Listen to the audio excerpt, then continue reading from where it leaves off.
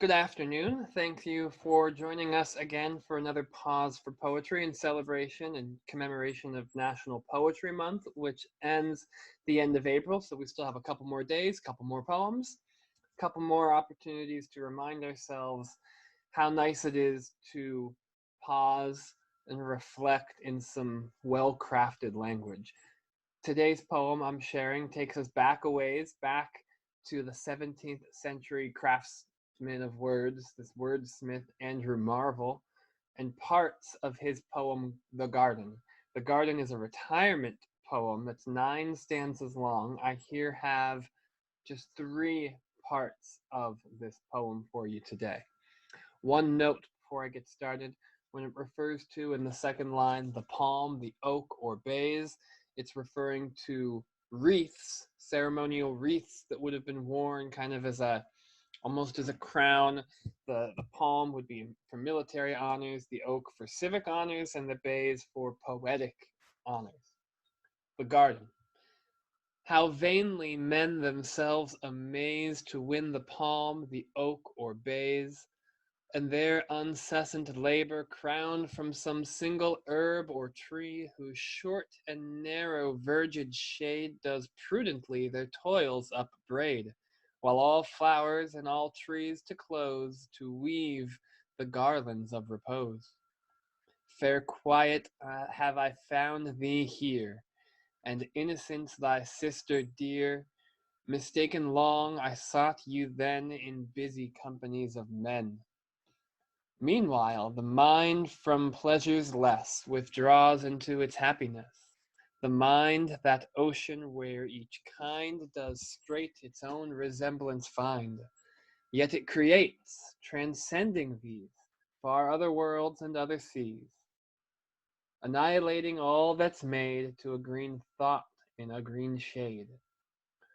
What I like about this poem, this Andrew Marvell poem, and we see a portrait of Andrew Marvell there, is that it's about how once we're done toiling with the world, once we are done taking the world, wrestling with the world, using parts of creation to achieve our own means, however noble and altruistic they may be, however we explore and exploit the world for all its parts, it's only when we retire.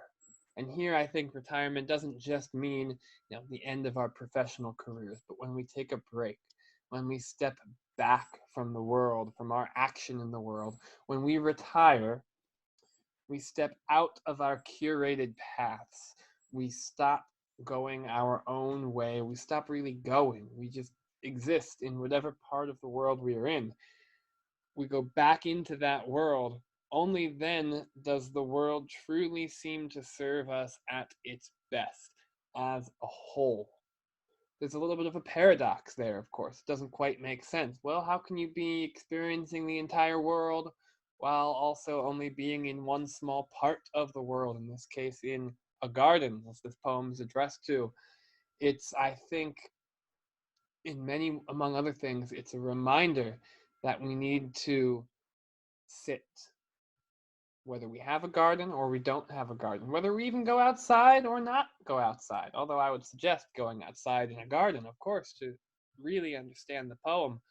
But it's about that quiet, that innocence, and being in a world, having the world inside us at the end. Meanwhile, the mind from pleasures less withdraws into its happiness. The mind, that ocean where each kind does straight its own resemblance find. The mind there is this thing that has collected images, memories, experiences of all of the things we have seen and done and experienced.